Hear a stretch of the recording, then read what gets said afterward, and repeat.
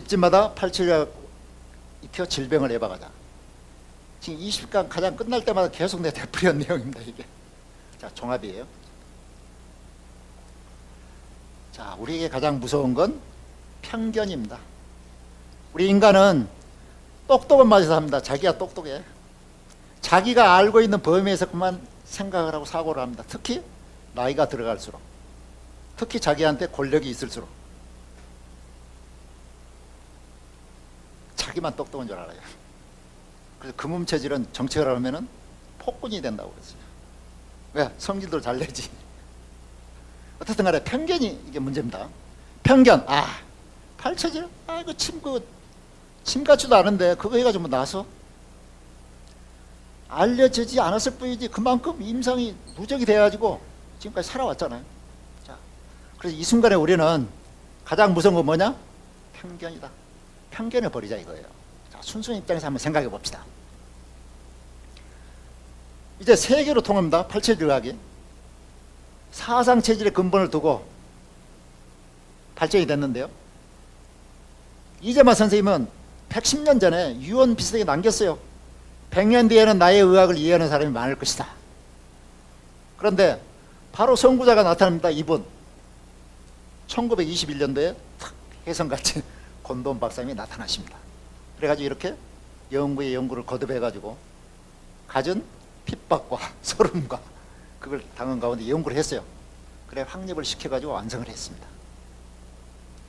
그래 이런 과정을 동계에서 발표를 하고 화리를 완성하고 체질식도 확립하고 암치료재단까지 설립을 해가지고 음지에서 쭉 치료를 해오고 지금도 현재 진행형이죠. 근데 그분이 연세가 93세예요.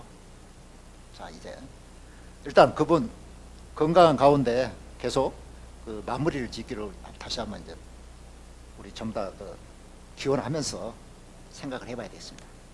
어떻든 간에 알게 모르는 사이에 국내에는 비록 68개밖에 아직 안 알려져 있는데 이게 개막이 됐다.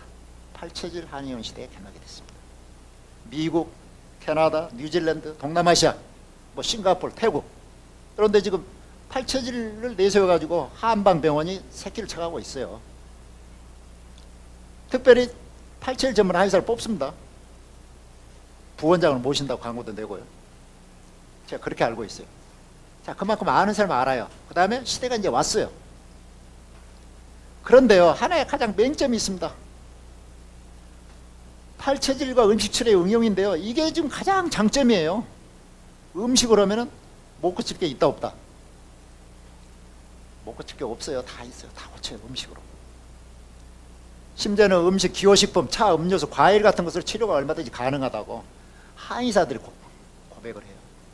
근데 문제는 뭐냐? 마케팅으로 연결시키면 안 된다. 왜? 병원도 유지해야 되는데 침 나가지고 얼마나 벌겠습니까? 그 내 말 우리 알아야 됩니다. 그래서 연구 발전을 시켜야 할 분야가 있는데 음식 치료를 하는데 음식 치료 우리가 앞으로 연구를 해야 됩니다. 병을 치료하는 영양성분, 그러니까 현대적인 영양성분이잖아요. 다 병을 치료하는데 뭐가 성분이 부재가 병이 나잖아요. 그럼 그걸 체질 내에서 골라내는 거예요. 가령 예를 들면 고혈압을 치료할 때는 약을 먹는 게 아니고 약은 평생 동안 먹어야 되잖아요. 평상시에 식이요법으로 한단 말이죠. 혈류를 개선시키는 거, 혈압을 떨어뜨리는 거, 이런 작용을 하는 음식으로 하면 된단 말이죠.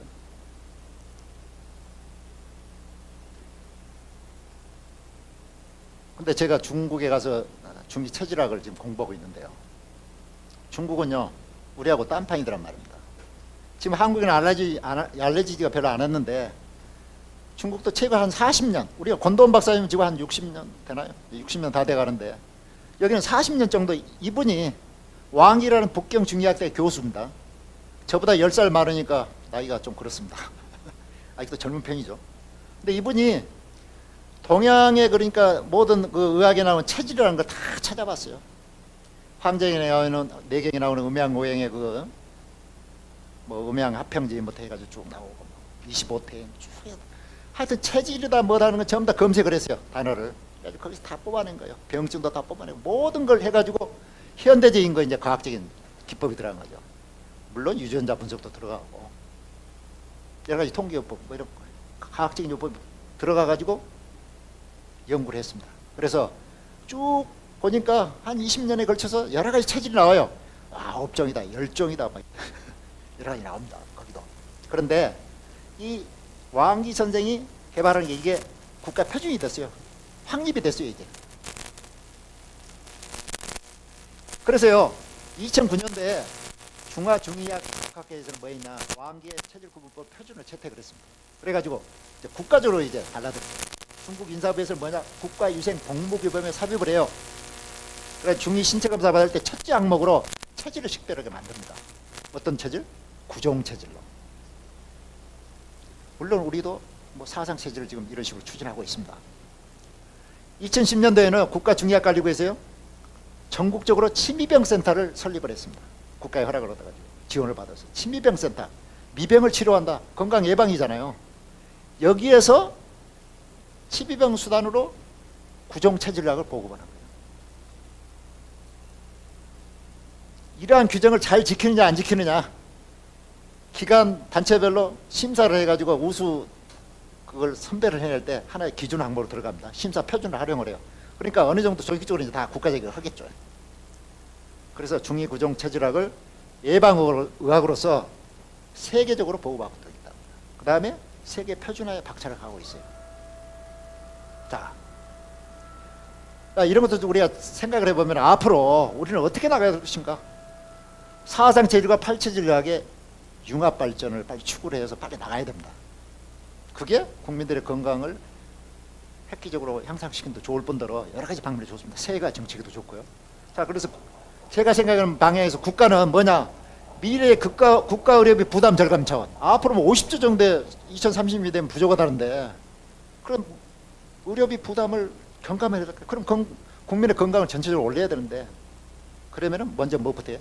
교육도 들어가야 되겠죠. 그래서 신체 검사를 해가지고 이때도 1차 검사지 체질 검사를 의무로 규정을 하자. 그 다음에 요즘 한의원 잘 안 되는데, 법적으로 좀 이렇게 지원을 해가지고 1차 진료는 거기 가서 의무적으로 받게 좀 해라. 그럼 뭐 혜택도 좀 주든가. 그러니까 의도적으로 하는데 거기에 체질의학을 사상체질 플러스 팔체질 결합해가지고 체질을 좀 연구해서 하자는 건 내용입니다. 그 다음에 공공단체 기관에서 체질의학을 기본적으로 교육을 시켜라. 왜? 모르니까 시켜야 된다 이거죠.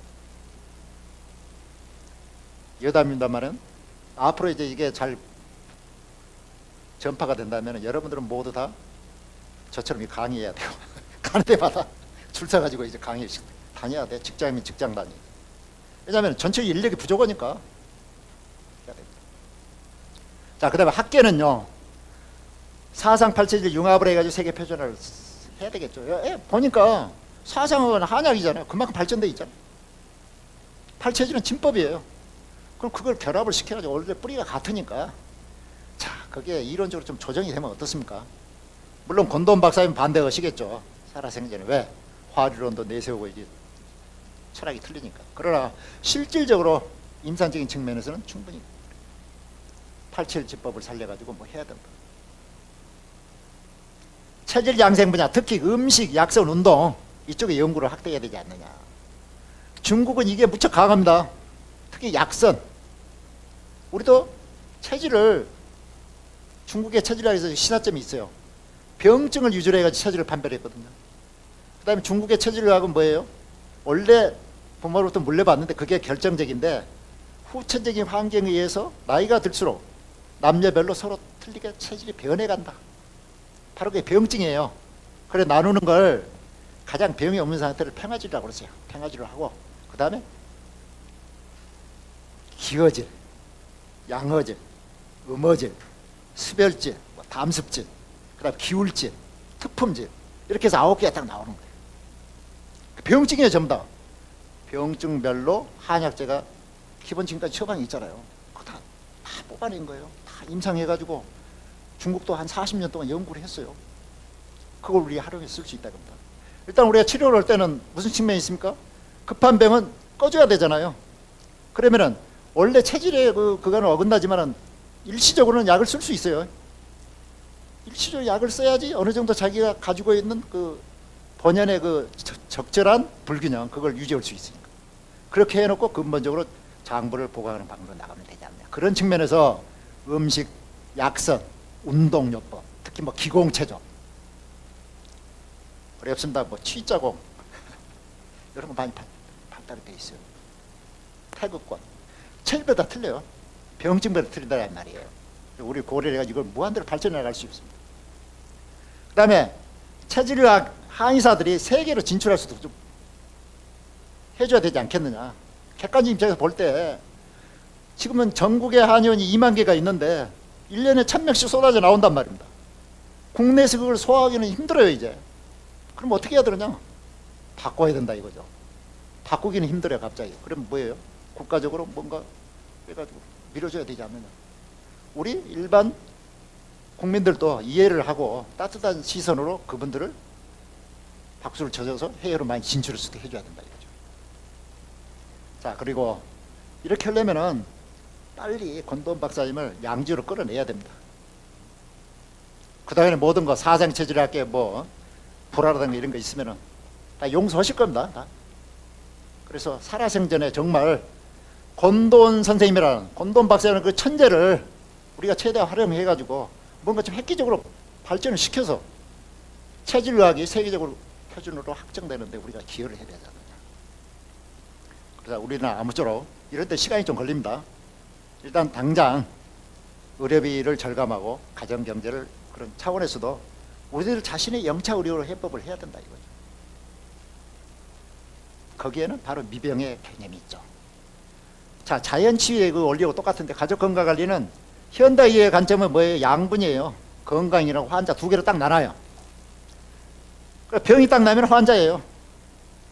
근데 동양의학은 미병이라는 단계가 있죠. 자연치유는 이걸 더 세분을 시킵니다. best, better, good, bad, worst, worst 그래가지고 death 이렇게 가요.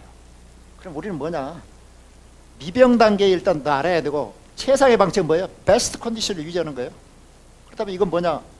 자기 체질을 평상시에 알아가지고 체질식하고 일단 섭생을 하면은 베스트 컨디션을 자기의 나이에 맞게 살아갈 수 있지 않느냐.